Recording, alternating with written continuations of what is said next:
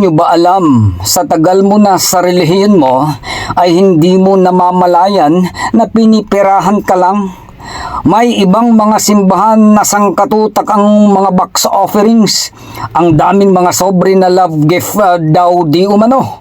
May mga ibang relihiyon ay maging sa dati nating relihiyon ay nagbibigay ka ng offerings sa kanila, ay pinagbabayad ka pa kung ikaw ay magpapabinyag. Pinagbabayad ka kung ikaw ay magpakasal. Pinagbabayad ka maging ang isang patay sa isang wisik ng tubig na nasa kabaong ay pinagbabayad ka. Hindi nyo ba naiisip na kinakalakal o pinipirahan lang kayo? Hindi nyo ba alam na bawal sa Biblia na humingi ng bayad? O baka hindi nila binabasa at ipinapangaral sa inyo dahil hindi na sila magkakapera? Pakinggan po ninyo ang sinasabi ng Biblia. 2 Corinto 11:7. Ipinapangaral ko sa inyo ang magandang balita, ngunit hindi ako humihingi ng kabayaran. 1 Corinto 9:18. Ano nga kaya ang aking gantimpala na pagka ipinapangaral ko ang ebanghelyo ay maging walang bayad?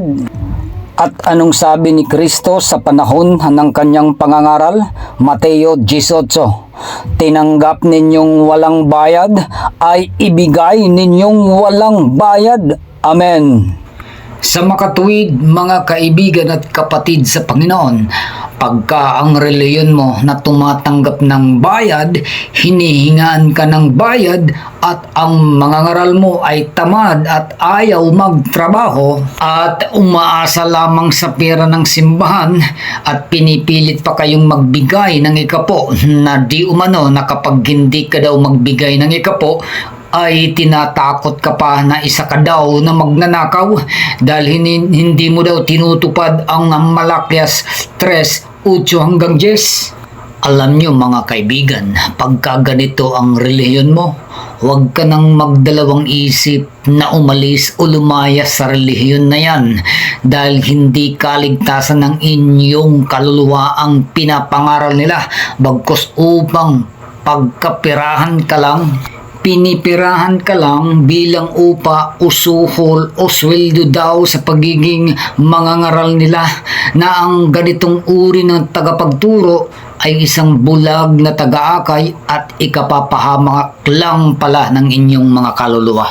Kaya mga kaibigan, inyong hanapin ang relihiyon o mga mangangaral na hindi kayo pinipirahan o kinakalakal. Pakinggan po ninyo ang totoong nangangaral ng salita ng Diyos.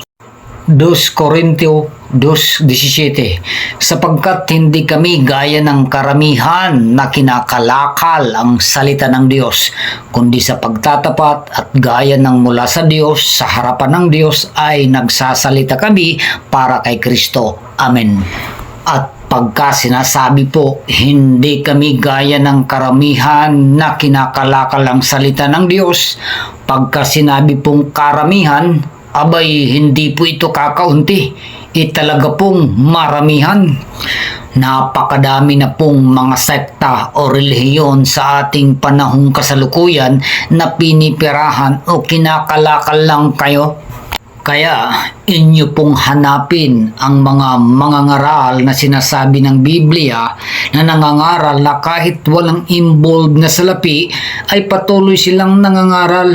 Pakinggan po ninyo ang sinasabi ni Kristo sa aklat ng Lucas 22:35 at sinabi niya sa kanila, nang kayo'y suguin ko na walang supot ng salapi at supot ng pagkain at mga panyapak, kinulang baga kayo ng anuman? At kanilang sinabi, hindi. Sa makatuwid, noon sa panahon ng Biblia ay dapat sundin sa ating panahong kasalukuyan ang mga tunay na mga sinugo o mga ngaral kahit walang dala o involved na salapi gaya ng nasusulat na ating binasa at sa sinabi pa ni Pablo sa aklat ng Mga gawa 20, 33 hanggang 34, hindi ko hinangad ang ginto, pilak o pananamit ninuman. Alam ninyong nagbanat ako ng buto upang kumita ng ikabubuhay naming magkakasama. Sa madaling salita, ang mga sugo ng Diyos ay hindi dapat maging gahaman o maibigin sa salapi sapagkat nasusulat unang Timoteo 3:3, hindi magulo, hindi palaway, kundi malumanay, hindi mapakipagtalo, hindi maibigin sa salapi.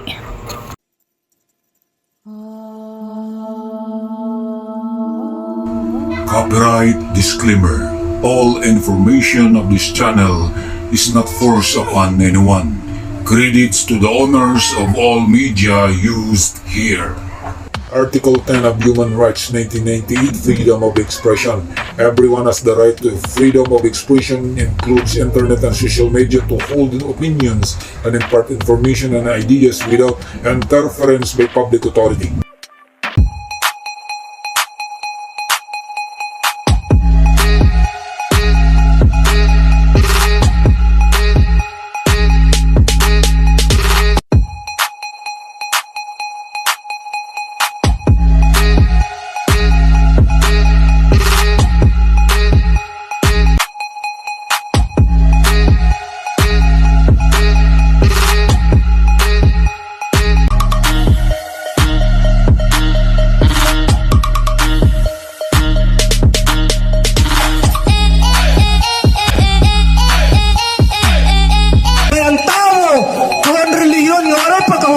niya mga tiil. Siya ang Ginoo, naway ako nabutay mo. Dapat sa mga tao o mga kaamit ay ugaliin nila na walang pagtatalo or without controversy. Sino at anong relihiyon ang nakikilala ng Panginoon? Ayon sa nasusulat, nakikinig sa akin ang aking mga tropa, nakikilala ko sila. Amen.